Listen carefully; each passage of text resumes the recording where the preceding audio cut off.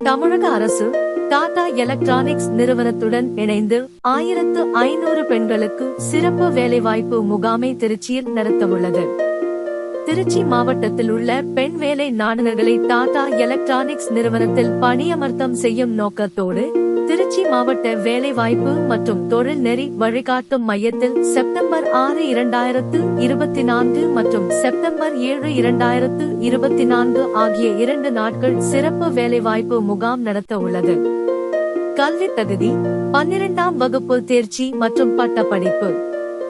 வயது தகுதி 19 வயது முதல் 25 வயது. பயோடேட்டா அனைத்து கல்விச் சான்றுகளின் நகல்கள், ஆதார் அட்டை மற்றும் பாஸ்போர்ட் அளவு புகைப்படம் ஆகியவற்றுடன் நேரில் வந்து கலந்து கொண்டு பயன்பெறலாம்.